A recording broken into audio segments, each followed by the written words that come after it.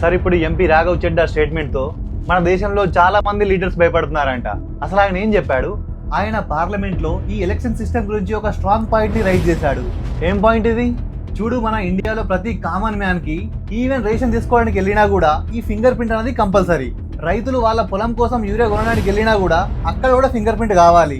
అవును, even banks లో pension తీసుకోవడానికి వెళ్ళినా కూడా పెద్దవాళ్ళు కూడా ఫింగర్ ప్రింట్స్ ఇవ్వాలి కదా. ఎగ్జాక్ట్లీ. రేషన్, ఫర్టిలైజర్, పెన్షన్ ఇలా ప్రతి బేసిక్ సర్వీస్ కూడా ఈ బయోమెట్రిక్ వెరిఫికేషన్ అనేది చాలా ఇంపార్టెంట్ అయిపోయింది. మరి ప్రతి చిన్న విషయానికి ఫింగర్ ప్రింట్ అనేది కంపల్సరీ అయితే మరి ఓటు వేయడానికి ఎందుకు లేదు ఈ ఫింగర్ ప్రింట్?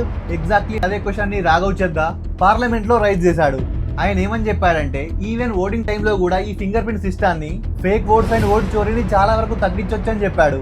ఒకవేళ ఈ సిస్టమ్ కనుక ఇంప్లిమెంట్ అయితే మన ఎలక్షన్స్ లో ఏమైనా ట్రాన్స్పరెన్సీ పెరుగుద్దా? అందుకే ఇప్పుడు ఈ టాపిక్ మీద చాలా పెద్ద డిస్కషన్ క్రియేట్ అయిపోయింది. కాబట్టి నువ్వైతే ఈ వీడియోని వీలైనంత ఎక్కువ మందికి షేర్ చేయి. గవర్నమెంట్ నెక్స్ట్ ఎలక్షన్స్ టైం కి ఈ ఫింగర్ ప్రింట్ ఓటింగ్ సిస్టమ్ గురించి సీరియస్ గా థింక్ చేయాల్సిన సిచ్యువేషన్ ని క్రియేట్ చేద్దాం.